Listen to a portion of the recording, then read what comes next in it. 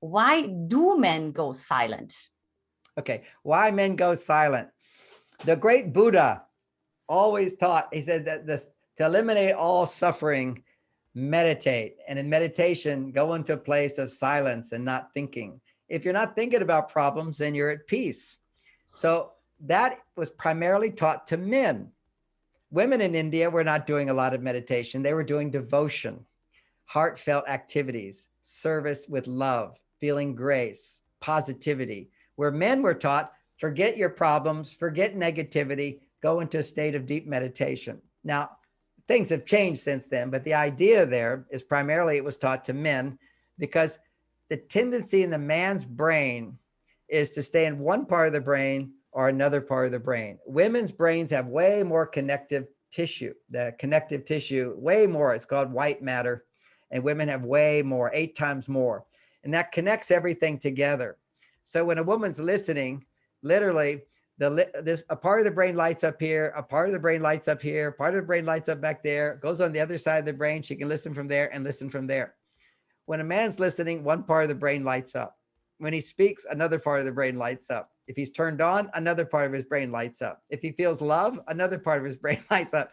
So men can easily have sex without love. But the greatness of what men can learn to do is only have sex with someone you love. And that means for men, I teach men how to keep their testosterone up. Stop masturbating or doing porn. When you do that, it lowers your testosterone. We now have the scientific evidence that when you have sex, when you ejaculate more than once a week, your testosterone levels will get lower and lower and lower. Now, what it means to have low testosterone for a man is that means he can't be turned on to a woman he cares about. Because if you care about her, estrogen goes up and pushes testosterone down. To care about a woman and desire her, you have to have higher testosterone. So if you have low testosterone, then going online and having sex with a stranger or fantasy, complete fantasy, that stimulates high dopamine levels and it becomes addictive, but it also gives you a brief moment of high testosterone and then it always goes down lower again. So this is like men don't know this. And so often when women have sex with a guy before he bonds with her, his testosterone goes up when he has sex, then he ejaculates, testosterone goes down. And when testosterone goes down, there's an automatic reaction in a man's body. He cannot control this. It's automatic. If testosterone drops, his body withdraws from anything producing intimacy, anything that produces estrogen. He literally pulls away. That's why guys tend to roll over and go to sleep, or they slowly move away after the orgasms. That he literally has to recover by pulling away.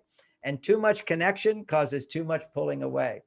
But if he connects first mentally, then emotionally, then when he pulls away physically, he's still bonded to you emotionally and mentally. So that's what your key is going slow to get the bonding. And he would then be able to pull away. And I talk about that in my book, Men Are From Mars.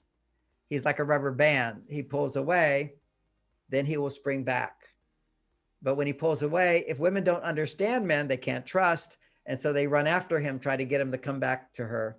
And that's people pleasing or asking him questions or what's the matter? Or let's talk about the relationship. Or she gets mad at him and doesn't run after him. Then he comes back and she slaps his hand bad. So then he learns, don't go back to her. She'll just slap your hands. And I can't tell you how many men, after they've had sex with a woman, maybe a few weeks later, he starts thinking about her again as his testosterone goes up. And he thinks, I'll give her a call. But he doesn't call because he's so afraid that she's going to slap his hand, because that's what happens when men are too quick when men have low testosterone. They can't sustain connection for a very long time. They dip in, they go out. They dip in, they go out.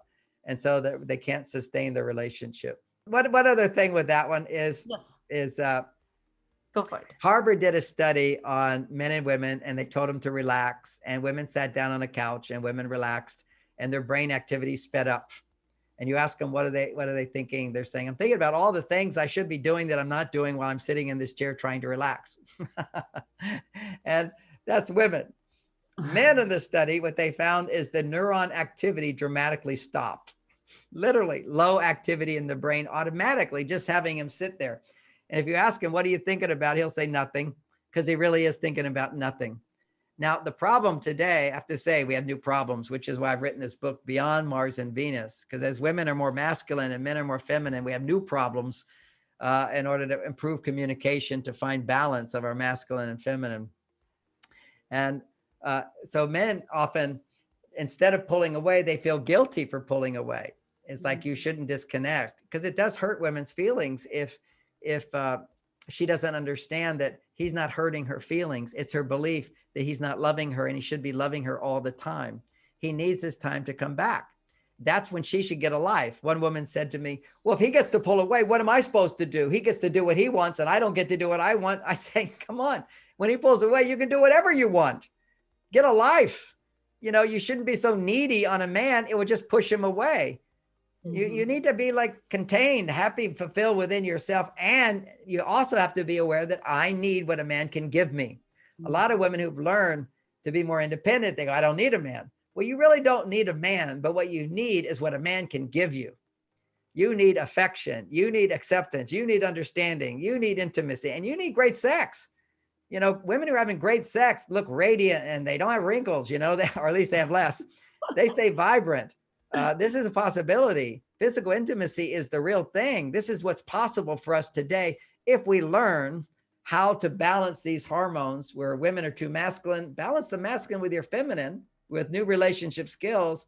And for women, for men, don't be so needy, you know, go be more independent. Don't depend on her for her happiness. Only depend on her to become happier.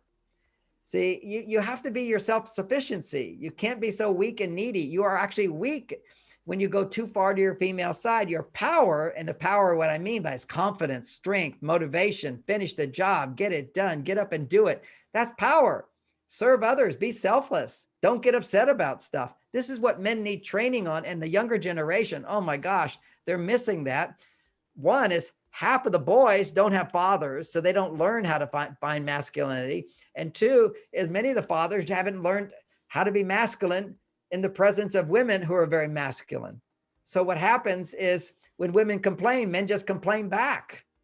But when men complain, their estrogen levels are going up and they can get all argumentative. What men don't realize is that when you're angry, estrogen levels are going up and testosterone is going down. That's a whole new revelation. They didn't know, that's only new knowledge on the planet. When now that we're measuring hormones and everything, we can see testosterone is the good hormone for men. Whenever a man is stressed, angry, upset, depressed, anxious, or has a heart attack, his testosterone is extremely low. The reason they don't tell you low testosterone causes heart attacks in men, the reason they don't tell you that is because giving a man testosterone doesn't do anything. He's got to make it. If you're making testosterone, your stress levels are low. You're functioning from full potential and you're growing in potential. That's testosterone for men. We need 10 to 20 times more. Women need 10 to 20 times more estrogen than a man. And whenever a woman is stressed, her estrogen is way too low. And so it's simple logic. What are the things that help create estrogen for women? What are the things that create testosterone for men? And why do men become silent? Is men need sometimes to disconnect when they feel adrenaline response or a cortisol response. An adrenaline response, let's just say you're talking to him and he's trying to think, why is she saying that? Because it seems like he's being criticized in some way, or he's supposed to do something. He doesn't know what he did wrong or what I'm supposed to do about it or whatever. Anytime a man feels a little stress, the first thing that happens, he produces adrenaline, and adrenaline causes him to detach from estrogen. It gives him more testosterone. So he tends to disconnect. And a woman who's talking to him, she'll feel that right away. He doesn't notice a difference, but she feels it right away. He's pulled away. He's not talking. What's the matter? And that's disturbing because she thinks like a woman would think if another woman pulled away. If another woman pulled away, generally it's because she's mad at you and she doesn't trust you and you pushed her button. But for a man, you could be upset with you when he pulled away. But most of the time, men just simply thinking about something, he will detach from his emotions to have more testosterone and clarity and energy. Then if he doesn't solve his problem that he's figuring out, then he becomes more emotional and he gets angry and his estrogen levels start to increase. Or he feels defensive and argues, and that's a form of fear, which is estrogens going up. So our challenge today is men are too far on their feminine, women are too far on their masculine. Let's use these skills to come back into balance. So one thing a woman can do on a practical note, when a man stops talking, he's thinking. or he's just mulling it over. Mulling it over is kind of a non-verbal thinking, as opposed to women, you could feel, but you don't really have words for it yet. Well, men are thinking, but they don't actually have words for it. They're mulling it over. And really what's happening in his body is disconnecting from emotions in order to think clearly. And that's what's going on. That's why he stops talking. And what you can do so you don't panic when he stops talking, sometimes he just disconnects. You're talking to him and he just sort of pulls away. Just pause. Don't talk more at that moment. Just pause and say, you're thinking about it, right? And he'll say, yeah, I'm thinking about it. And just stop talking. Just wait till he comes back to you. That's the whole thing. When men pull away, don't go after him. Stay where you are. He will come to you. Good wisdom. This is so true. Like every time when I ask my husband a question, it sometimes may take a minute or so, but then it's like the most brilliant wisdom or insights are coming out of his mouth. Oh, you're a good wife, I have to say. What a beautiful wife you are. You know, when it comes to men, if your wife feels that you're brilliant, you're already ahead of all the other men in the world. You know, other men can be more successful. They can have more money. They can be more powerful. They can be more talented. But a man who comes up to a wife who thinks he's brilliant, he's ahead of all of them, because it's the love, a woman's love. And there's different kinds of love. There's the kind of love that says, oh, you're like, let me take care of you. You need my help. That's caring, consideration, understanding, respect. When I do that to a woman, her estrogen goes up. When she does that to me, my estrogen goes up. Do I need more estrogen? No. What I need is more testosterone. So what stimulates testosterone? Here's a few practice things women can try today. A man's talking, when he pauses, say something like, that makes sense. Or say, what a good idea. Or say, wow, you're right. Another one is, you're my hero. I'm so glad you're here. All these things say he makes a difference. That pumps up testosterone when he feels appreciated, when he feels no complaints, acceptance, and when he feels that you can ask for him for help in small increments. And when he does it, you appreciate it. That means you trust him. You can depend on him. So many women lose the support of their husbands because they depend on him and he doesn't always follow through. So then they remember that and they have negative thinking. And they go, I'll just do it myself. I'll do it myself. Anytime you're doing it yourself, you're on your male side. And nothing wrong with being on your male side. That's because when he's not there, you can do it yourself. Thank goodness you can do it yourself. And next time, ask him for help. You got to come back to your female side. Otherwise, what's the point of being in a relationship? And because women don't know the point of being in a relationship, many women are not in relationships. They're not aware of what they need. You see, right now, so many people are going to the hospital and they're sick.